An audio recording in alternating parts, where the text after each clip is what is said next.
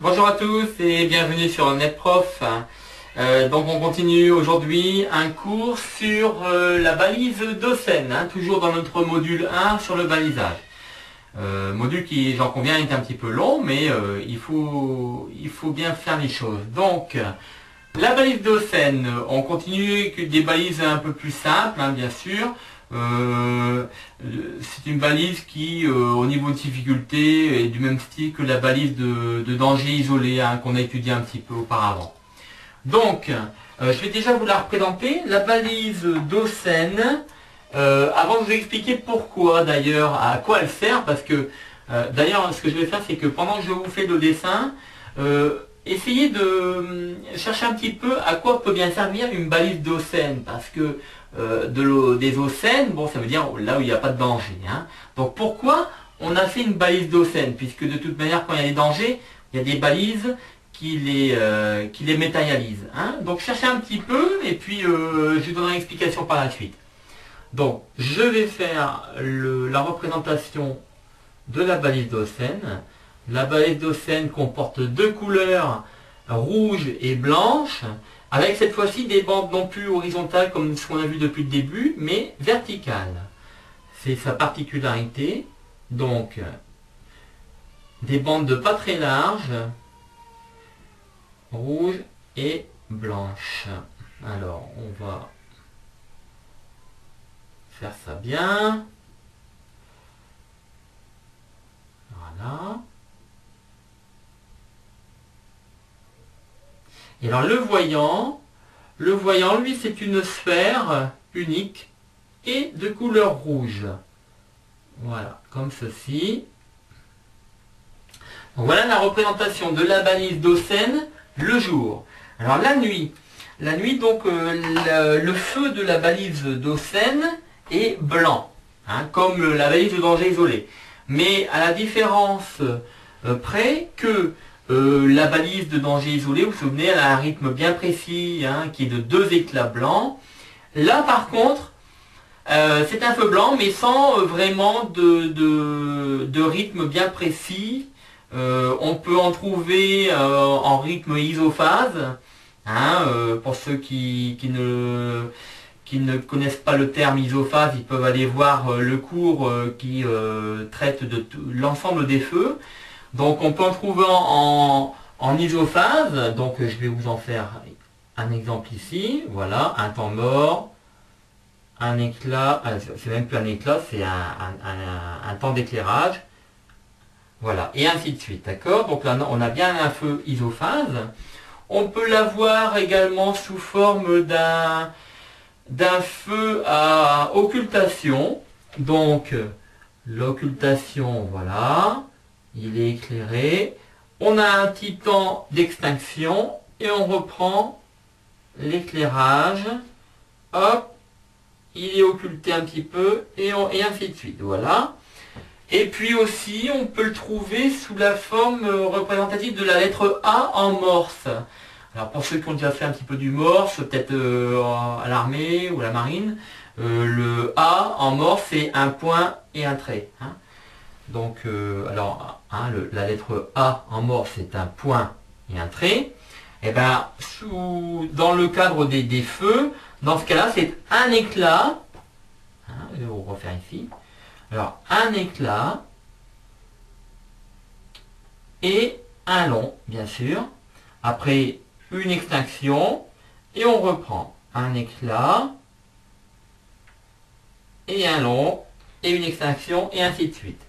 Donc vous voyez que la balise Docen, elle a différents rythmes tout de même le feu de la balise Docen a différents rythmes que l'on peut trouver selon où vous êtes à tel endroit ou à un autre, vous voyez. Donc voilà la représentation de jour et de nuit de la balise Docen. Alors, comment maintenant on doit naviguer en présence d'une de ces balises? Alors, c'est pas difficile. En fait, on doit se comporter face à elle comme on se comportait face à une balise de danger isolé. C'est-à-dire qu'on peut passer indifféremment à bâbord ou à tribord. Tiens, je vais me mettre là, ça va changer. Hein, donc à tribord, comme ça, ou à bâbord. Hein, il n'y a pas d'impératif à ce niveau-là. Bon, par contre, il y a une chose à bien suivre, justement, c'est le fait que, ici, on ne va pas l'éviter. On va pas l'éviter, on ne va pas lui rentrer dedans, bien sûr. Mais au contraire, on doit bien la viser. Je vais vous expliquer pourquoi. Donc, on doit bien la viser, on doit passer le plus près possible. Bon, le plus près possible, c'est à une dizaine de mètres, on va dire. Hein, c'est bon, largement. Donc, d'ailleurs, faites toujours très attention. Là aussi, c'est un petit rappel. Bon, on peut la trouver sous forme, c'est souvent sous forme de bouée d'ailleurs. Hein. On peut la trouver en forme de tourelle maçonnée, mais c'est assez rare. Hein. Donc, imaginons, on a une bouée, puis alors, voilà, on a un gros courant ici qui pousse la balise. Donc, ayant un courant ici, on en déduit que son point d'accroche, hein, au fond, est ici.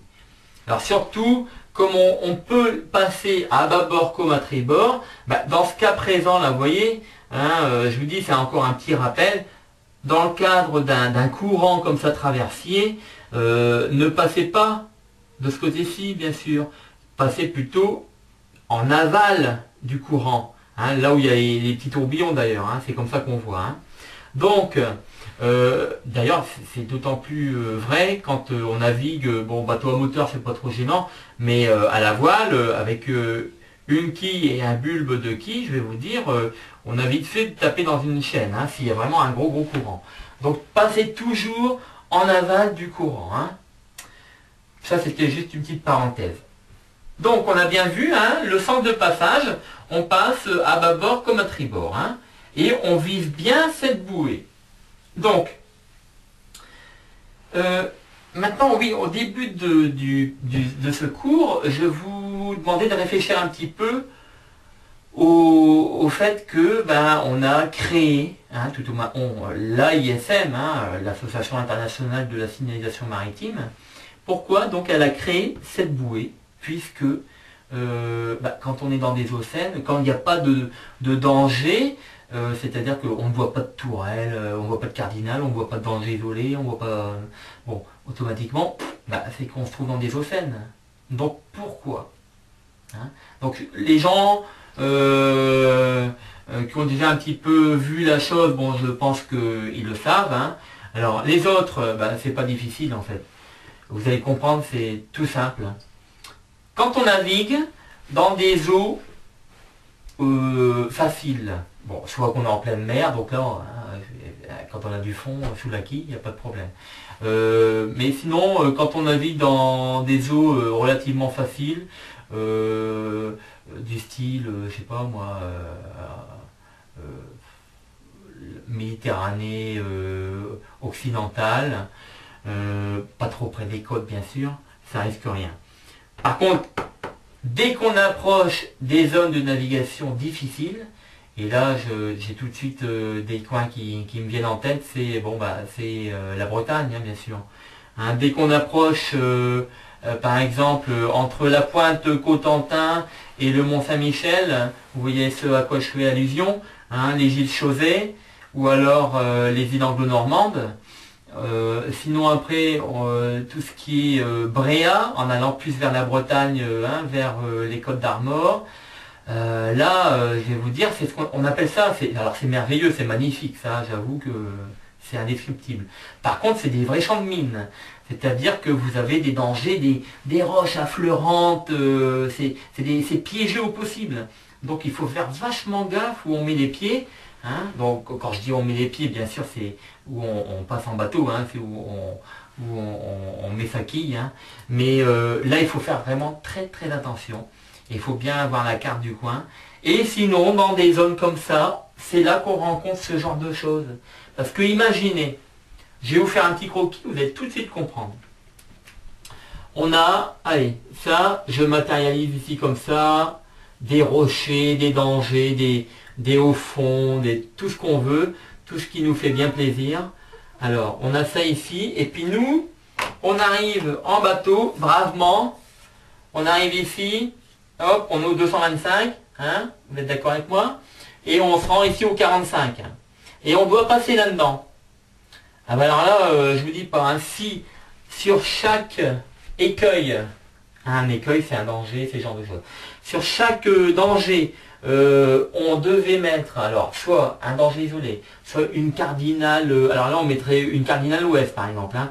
Là on aurait mis un danger isolé, là on met une cardinale sud. Ici, alors je vous dis pas, c'est ingérable, je mets au défi quiconque, même le meilleur navigateur qui arrive dans un truc pareil, c'est pas possible. Donc qu'est-ce qu'on a fait? Eh bien voilà, justement l'utilité de cette fameuse balise d'Osen, c'est ça. C'est-à-dire que pour passer dans une zone hyper dangereuse comme ça, eh bien on a délimité un passage. Voilà, il n'y a qu'à suivre les balises d'Osen. Voilà. Et puis bah là c'est tout ça, là, vous voyez, regardez, hop, vous faites ça, ça, ça, ça, ça. Et hop, vous êtes sorti de cette zone très très délicate, hein. Donc voilà pourquoi, une des raisons, un des aspects de la balise d'Osen, hein. Alors, deuxième cas où on peut rencontrer également cette fameuse balise d'Osen, c'est dans le cadre d'un chenal, mais très large. Cette balise-là, on peut la trouver au milieu parce qu'elle va servir à délimiter l'axe et donc le milieu en fait, hein, du chenal, hein, et pour bien délimiter justement les sens de croisement de bateaux, hein. Bon, la navigation, on verra ça dans l'autre module qui traite des règles de route et de barre, je crois que c'est le deuxième module d'ailleurs. Là, on verra donc qu'il y a des sens hein, de circulation, hein, comme sur la route, hein. Donc, voilà comment dirais-je, deuxième endroit où on peut trouver ce genre de balise, hein. Voilà. Donc, c'est terminé pour ce cours. Je vous remercie de votre attention et à bientôt, bien sûr.